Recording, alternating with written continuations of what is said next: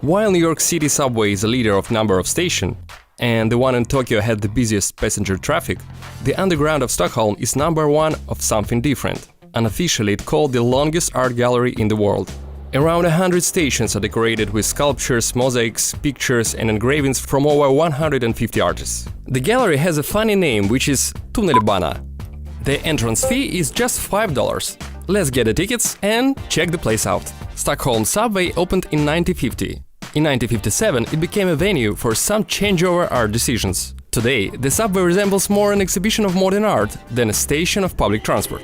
I've spent the whole day underground, I've seen 30 stations and selected 10 of the best. So, here is my personal top 10 of the most beautiful stations of Stockholm subway. Here is T-Centralen station, which was one of the first decorated.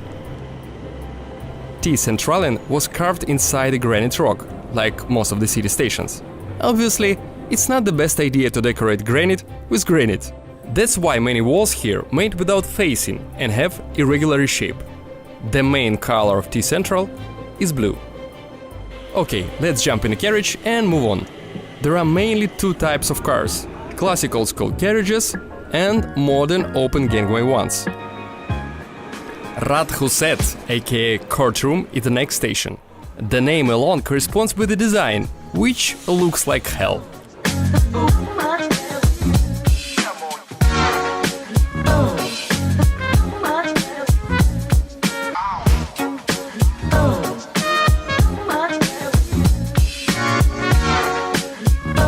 The place is pretty popular among tourists and locals.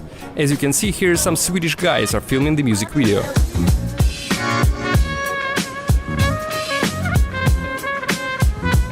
Let's take a closer look. Мы из Украины. Удачи вам. Well, yes, the station is very popular among tourists. Next up is Fridhemsplan station.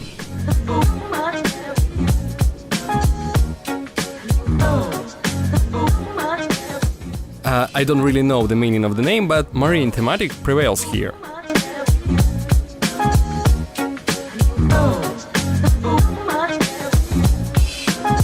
You feel like aesthetic satisfaction just doing some routine stuff like going down to subway. This is the most beautiful subway I've ever seen. Okay, we are moving to the stadium station. It's one of the most colorful in Stockholm, not only because it's luminous walls, but for a rainbow crossing the platform.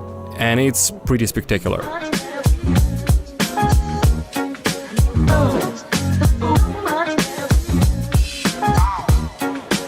Okay, now let's climb up for a while, change the music, and I'll tell you about my favorite place. It's Fridhemsplan station. Here you can meet your old 8-bit friends from Super Mario Mushrooms and Pac-Man to Bomberman icons.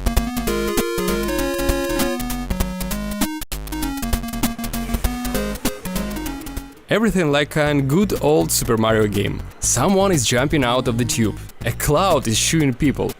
But if you take a closer look, you'll notice it's just an ordinary tile.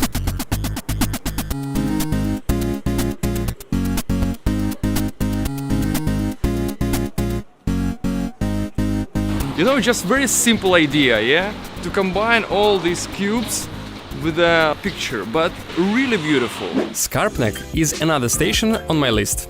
The station itself is a dream for any Instagram user. Because of the unusual benches construction, people may take really nice photos. Tekniska Högskolan. This station is located close to Royal Institute of Technology, which directly affected its design. It looks a bit restrained, though has a concept behind. This apple, which is hanging over the passenger heads, I think it's a clear reference to Sir Isaac Newton. The most beautiful escalator is found here with constantly shifting colors.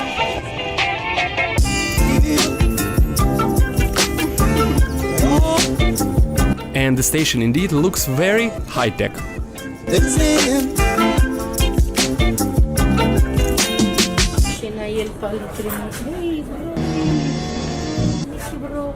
Здравствуйте. Я через половину коронов терапии мозга. Чего? Румыния. Я не понимаю по-вашему. Не понимаю по-вашему. Не понял. Kungst... Okay, I can handle this name, sorry. What's interesting is that not only station but visible parts of tunnels as well are painted in one palette. Remains of old buildings are kept here as a result of their demolition in the 1950s during the reconstruction of central Stockholm. Generally, it looks more like a museum than a subway platform.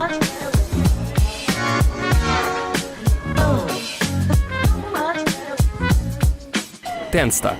This station is dedicated to solidarity. Here is a Mayakovsky writings and the word solidarity written in different languages. Looks pretty cool.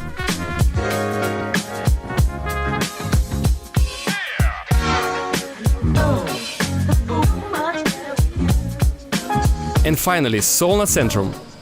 This is one of the most recognizable stations among the rest.